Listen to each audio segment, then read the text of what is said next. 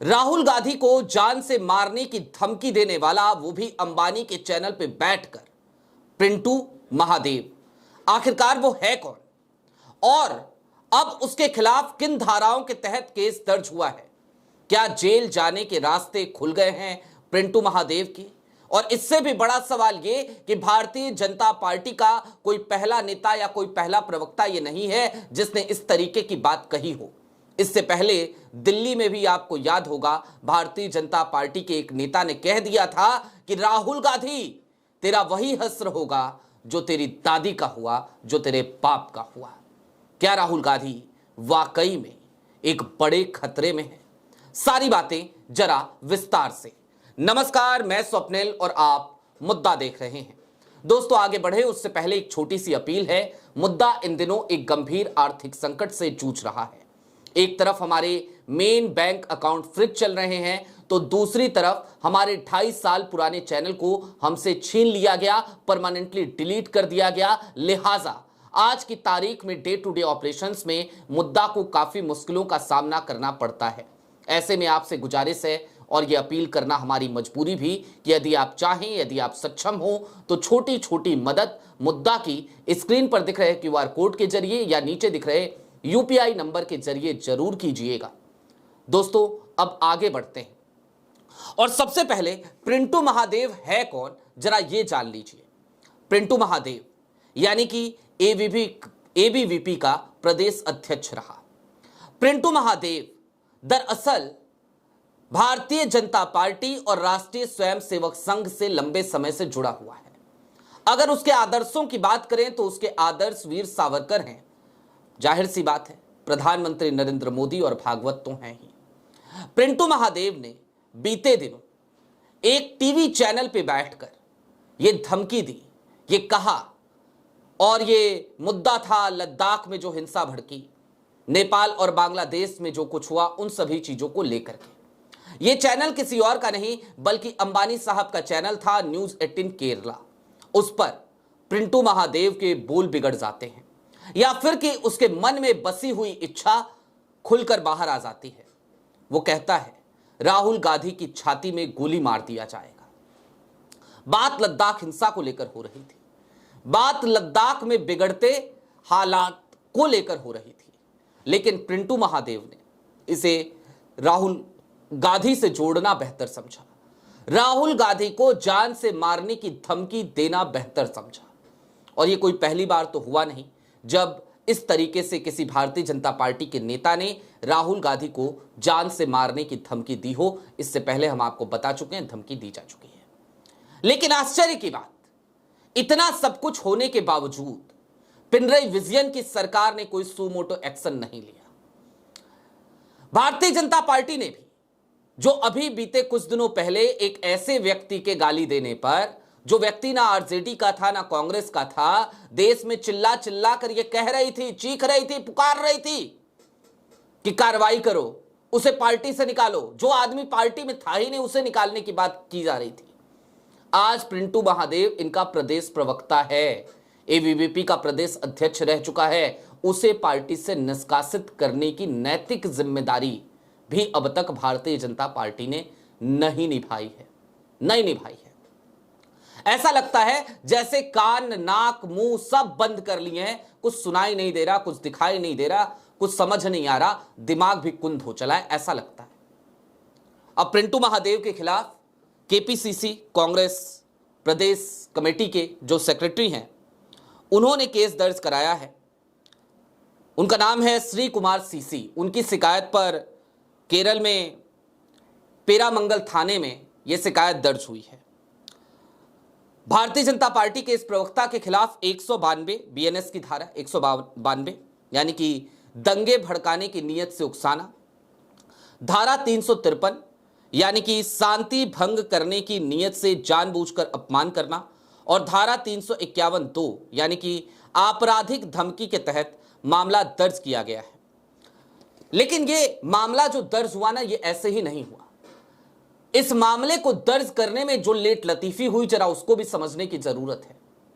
पूरे प्रदेश में, पूरे केरल में जगह जगह पर लगातार विरोध प्रदर्शन हो रहे थे, लगातार पुतले फूके जा रहे थे, लगातार ज्ञापन दिए जा रहे थे। यहां तक कि कांग्रेस के संगठन महासचिव जो केरल से ही आते हैं, केसी वेणुगोपाल, उन्होंने तो अमित शाह साहब तक को चिट्ठी लिखी। उसके बाद जाकर के जब श्री कुमार वहां पहुंचते हैं, जो खुद कांग्रेस के प्रदेश कमेटी के केपीसीसी के सेक्रेटरी हैं, तो उनके एप्लीकेशन देने के बाद पिंटू महादेव पर इन धाराओं के तहत मुकदमा दर्ज हुआ है। लेकिन क्या जेल जाएगा पिंटू महादेव? दोस्तों, ये जो धाराएं हैं ना, ये धाराएं वो धाराएं हैं जिनके तहत जेल तो जाना चाहिए, गिरफ्तारी तो उसकी अब तक हो जानी चाहिए थी। लेकिन जब तक मैं ये वीडियो रिकॉर्ड कर रहा हूं तब तक ऐसी कोई खबर हमारे पास नहीं है। उसे समन भी किया गया है कि नहीं किया गया है, उसे बुलाया भी गया है या नहीं गया है पूछताछ के लिए, इसकी भी जानकारी हमारे पास नहीं है। भारतीय जनता पार्टी ने उसके ऊपर कोई एक्शन लिया है या नहीं लिया है, इसकी भी जानकारी नहीं है, अभी तक नहीं लिया है जब तक मैं वीडियो रिकॉर्ड कर रहा हूं। और यहां पे अब जरा थोड़ी देर के लिए ठहर जाइए। आज की तारीख में राहुल गांधी के खिलाफ इस तरीके की बातें, इस तरीके से धमकी देने का सिलसिला क्यों आम हो चला है? ये चलन, ये प्रचलन क्यों बन गया है? इसके पीछे सबसे बड़ा कारण तो यही है कि आज की तारीख में राहुल गांधी एक ऐसे नेता के तौर पर उभर चुके हैं जो सीधे तौर पर प्रधानमंत्री नरेंद्र मोदी को चैलेंज करते नजर आते हैं। राहुल आज की तारीख में एक ऐसा नाम है जिसकी लोकप्रियता प्रधानमंत्री नरेंद्र मोदी को पछाड़ती हुई नजर आती है। राहुल गांधी आज की तारीख में बतौर नेता प्रतिपक्ष वो तमाम काम करते हुए नजर आते हैं जो काम इस देश के प्रधानमंत्री नरेंद्र मोदी को करना चाहिए। प्रधानमंत्री नरेंद्र मोदी के हर फेलियर पर राहुल गांधी लंबे समय से अपनी बात करते रहे हैं और राहुल गांधी ने जितनी चीजें कही हैं, समय काल परिस्थितियों के साथ साथ वो सारी चीजें सही सिद्ध होती रही।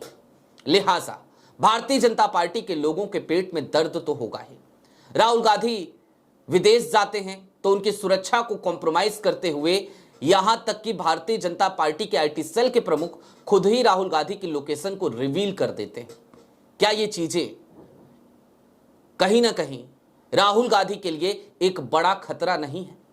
राहुल गांधी की सुरक्षा की चिंता करने के हुए या फिर यह दिखाते हुए कि हमें सुरक्षा की बड़ी चिंता है, अभी हालिया दिनों में एजेंसी ने लेटर लिखा था मल्लिकार्जुन खड़गे को और उस लेटर में इस बात का जिक्र किया था कि हमें राहुल गांधी की बड़ी परवाह है, बड़ी चिंता है, लिहाजा जरा आप ध्यान रखिए। राहुल गांधी अक्सर विदेश चले जाते हैं, बिना बताए चले जाते हैं। राहुल गांधी क्या तारों के नीचे से विदेश जाते हैं?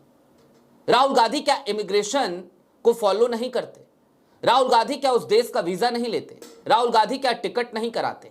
राहुल गांधी देश के नेता प्रतिपक्ष हैं, एक संवैधानिक पोस्ट पे बैठे हैं, तो क्या वो उस गाइडलाइन को फॉलो नहीं करते कि कहीं भी बाहर जाने से पहले वो इस बात की सूचना देंगे कि मैं यहां पे जा रहा हूं? जाहिर सी बात है करते हैं, बताते हैं।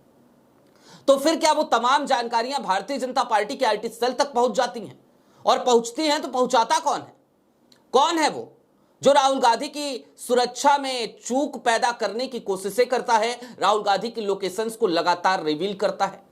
और आज की तारीख में दोस्तों ये बात समझने की जरूरत है कि जरा सोचिए, राष्ट्रीय चैनल पर बैठकर कोई व्यक्ति, माफ कीजिएगा, एक प्रादेशिक चैनल पे बैठकर कोई व्यक्ति, टीवी चैनल पे लेके कोई व्यक्ति ये कह दे कि राहुल गांधी की सीने में गोली मार दी जाएगी। दोस्तों, इस देश में महात्मा गांधी को पहले गोली मारी गई थी, नाथूराम गोडसे को, और आज का दौर वो दौर है जब सत्ता में वही लोग बैठे हैं जो गोडसे को भी कई बार आइडोलाइज करते हुए नजर आते हैं, सावरकर को आइडोलाइज करते हुए नजर आते हैं। आज की तारीख में वो तमाम लोग सत्ता के शीर्ष पर हैं जिनके लिए गोडसे भी एक आदर्श है। शर्म आती है, शर्म आती है। बहुत से ऐसे लोग हैं आज की तारीख में भारतीय जनता पार्टी में जो गोडसे को जस्टिफाई करते हैं, जो महात्मा गांधी पर सवाल उठाते हैं। तो क्या जो काम महात्मा गांधी के साथ हुआ वही करने की साजिश रचना चाहती है क्या भारतीय जनता पार्टी? इस देश में राहुल गांधी के खिलाफ इस तरीके से अफवाह और नफरत फैलाकर क्या इस देश में फिर से कोई नया गोडसे पैदा करने की कोशिश करना चाहती है भारतीय जनता पार्टी? और अगर करना चाहती है तो क्या भारतीय जनता पार्टी आज की तारीख में संविधान और लोकतंत्र की हत्या नहीं कर रही ऐसा करते हुए? यह एक महत्वपूर्ण सवाल है। और चलते चलते आज की तारीख में मैं प्रधानमंत्री नरेंद्र मोदी जी आपसे भी पूछना चाहता हूं, और निवर्तमान अध्यक्ष, क्योंकि आपकी पार्टी की कोई अध्यक्ष तो अभी तक है नहीं, जेपी नड्डा साहब ही हैं, तो मैं उनसे भी पूछना चाहता हूं। आप सब लोग छाती पीट रहे थे ना गाली देने के नाम पर, तो आज जब जान से मारने की धमकी नेता प्रतिपक्ष को दी गई, तो जरा बताइए कि क्या आप अपने ऑफिशियल प्रवक्ता पे कोई कार्रवाई करेंगे? क्या आप उसे पार्टी से बाहर का रास्ता दिखाएंगे? क्या आप उसके ऊपर कोई सख्त एक्शन लेंगे? और क्या आप खुलकर माफी मांगेंगे आज देश से? और देश से माफी मांगना इसलिए जरूरी है क्योंकि देश के नेता प्रतिपक्ष को लेकर इस तरीके की बात आपके राष्ट्रीय प्रवक्ता ने करी है। यह एक आतंकी सोच है। वो जो नेता है, वो जो भारतीय जनता पार्टी का आपका प्रवक्ता है, वो दरअसल दूषित मानसिकता का परिचायक बन चुका है। लिहाजा आपको उसके ऊपर एक्शन भी लेना चाहिए, और साथ ही साथ आपको सिर्फ राहुल गांधी से नहीं, सिर्फ कांग्रेस से नहीं, इस देश से माफी मांगनी चाहिए, क्योंकि इस देश के नेता प्रतिपक्ष को गाली दी गई है। आपकी क्या राय है दोस्तों? कमेंट बॉक्स में जरूर बताइएगा। अभी के लिए दीजिए इजाजत। चलते चलते फिर वही अपील, चैनल पे नए हो तो सब्सक्राइब करते हुए जाइएगा, सक्षम हो तो छोटी छोटी मदद मुद्दा की जरूर कीजिएगा। उस दौर में जब बेबाक आवाजों को लगातार परेशान और प्रताड़ित किया जा रहा है, मुद्दा भी उसी दौर से गुजर रहा है। बीते कई महीनों से हमारे मेन बैंक अकाउंट्स फ्रीज चल रहे हैं, यानी कि हम अपने ही कमाए हुए पैसे विड्रॉ नहीं कर सकते, इस्तेमाल नहीं कर सकते। दूसरी तरफ 28 साल पुराने चैनल को हमसे छीन लिया गया, जिसका रेवेन्यू ठीक ठाक हो चुका था। लेकिन आज की तारीख में एक नई हमें शुरुआत करनी पड़ी, फिर से एक नया मुद्दा बनाना पड़ा, ताकि हमारे वो संबंध फिर से बरकरार रहें। लेकिन अभी ये चैनल बेहद छोटा चैनल है, नई शुरुआत है, तो रेवेन्यू निश्चित तौर पर उस लेवल तक नहीं पहुंच सकी है कि हम संस्थान के खर्च को उठा सके। लिहाजा आपसे गुजारिश है, आपसे अपील है, यदि आप चाहें तो छोटी छोटी मदद जरूर कीजिएगा। इस चैनल पर नए हों तो सब्सक्राइब करते हुए जरूर जाइएगा। बहुत शुक्रिया।